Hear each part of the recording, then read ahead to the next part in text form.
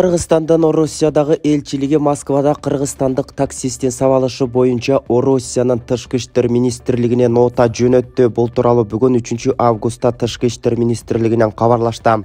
Маалыматка ылайык кыргызстандык таксиске кол салуу окуясы 18 июлда болгон.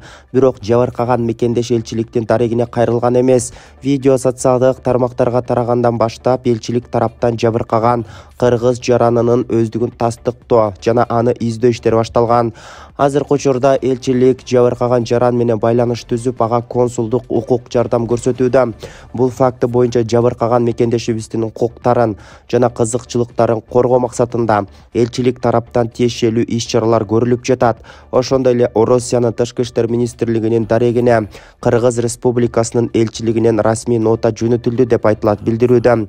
Тышкы иштер министрлиги жогорудагы маселе Кыргызстандын тышкы иштер министрлигинин жана Кыргызстандын Орусиядагы элчилигинин көзөмөлүндө экендигин белгилешет.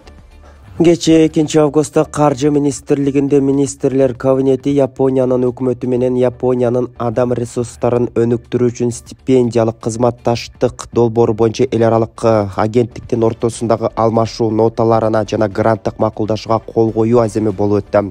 Парламенттин басма сөз кызматынан кабарлашкандай, аталган иш-чарага Жогорку Кеңештин депутаты Талайбек Масайбиров, Каржы министринин орун басары Руслан Татиков, Япониянын тышкы иштер министринин парламенттик орун басары жана Япония эл аралык кызматташтык агенттигинин Кыргызстандагы элчилиги үстүбүздөгү жылдын Япония адам ресурстарын өнүктүрүү үчүн стипендиялык программа долбоорунун алкагында Кыргызстанга кайтарымсыз 2 миллион 260 миң доллар каражат бөлүп берүү тууралуу чечим кабыл алган. Бул каражат кадрларды даярдоого жана мамлекеттер ортосундагы эки тараптуу мамилелерди өнүктүрүүгө жумшалмакчы.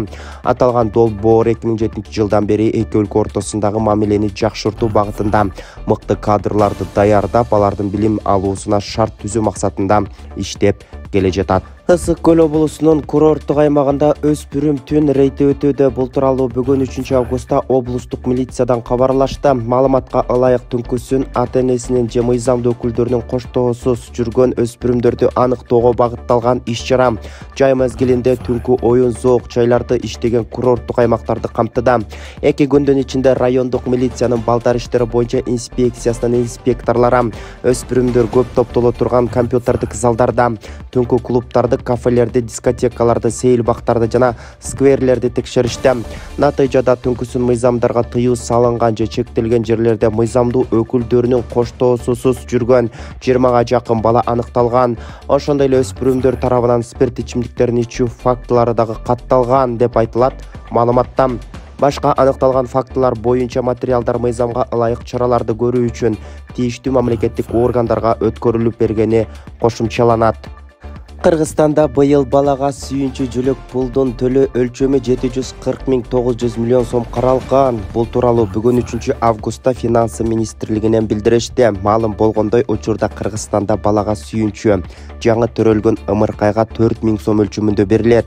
Эгер 3 же андан ашык төрөлгөн учурда ар бир наристеге 50 миң сомдон сүйүнчү пул тапшырылат. Белгилеп кетсек, 2022 жылы Кыргызстанда 130 200 наристеге 522 800 миллион сомго балага сүйүнчү берилген.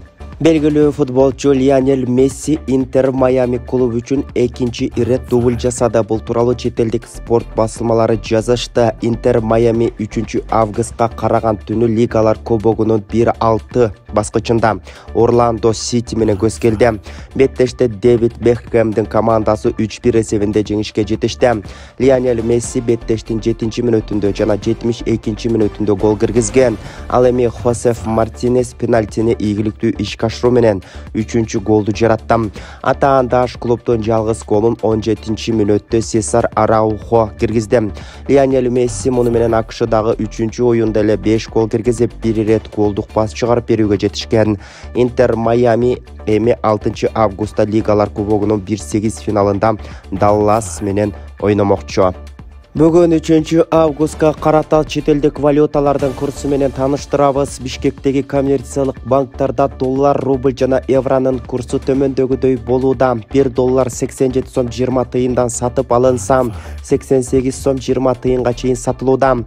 Рубльды сатып алуу 92 тыйындан болсо, сатуу 99 тыйынга чейин барууда. 1 евроны сатып алуу 95 сом 50 тыйындан болсо, 97 сом 30 тыйынга чейин сатылууда. Ал эми улуттук банкта 1 доллардын курсу 88 сом деп көрсөтүлмөкчү.